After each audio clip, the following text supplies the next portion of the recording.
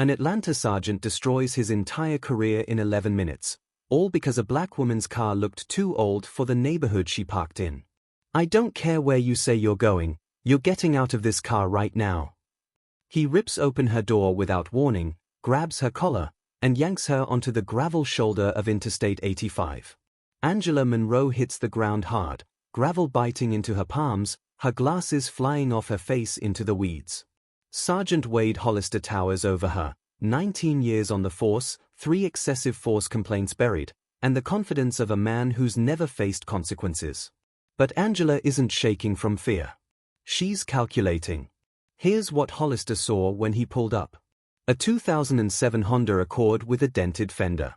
A black woman in paint-stained jeans and an oversized men's shirt. Hair wrapped in a scarf. Parked on the shoulder, head down, looking at her phone. To him? Vagrant. Trespasser. Problem. What he didn't see.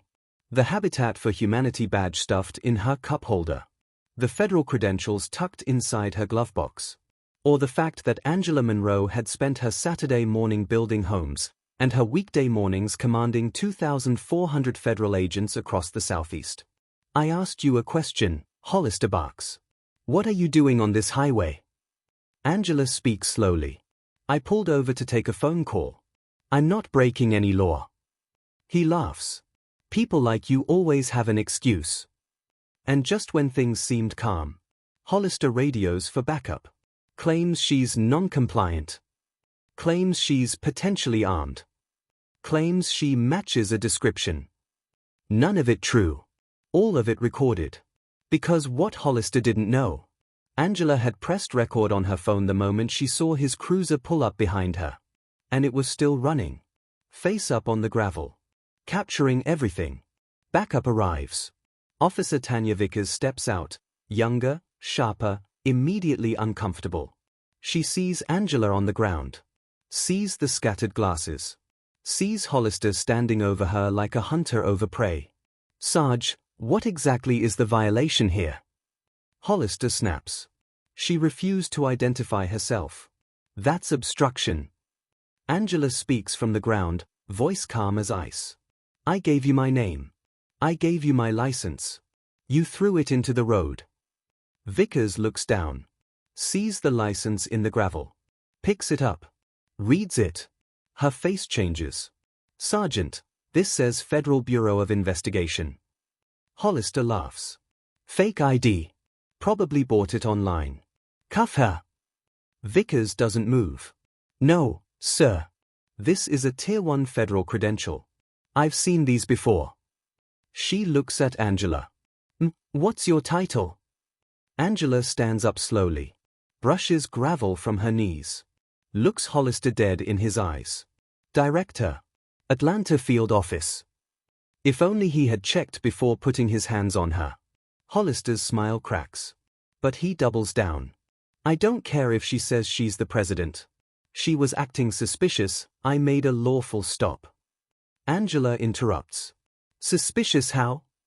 You were just sitting there. On the shoulder. With my hazards on. Taking a call. Your car looks abandoned. My car belonged to my late mother. I drive it every Saturday. Silence. Vickers takes a step back. She knows what's coming. Hollister doesn't. Would you have stayed quiet in her position? Angela makes a call.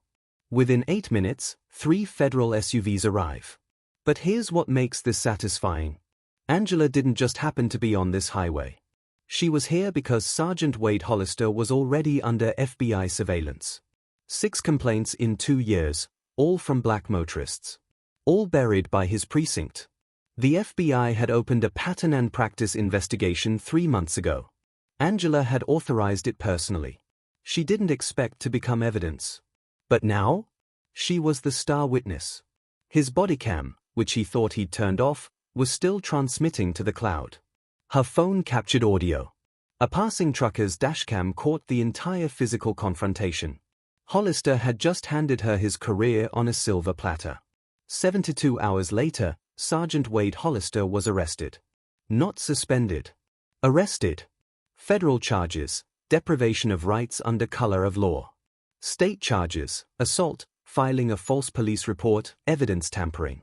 His precinct launched an internal review. 4 other officers were placed on leave. And Director Angela Monroe? She held a press conference, still wearing the same paint-stained jeans. I wasn't dressed like a director that day. I was dressed like a citizen. And citizens deserve dignity too.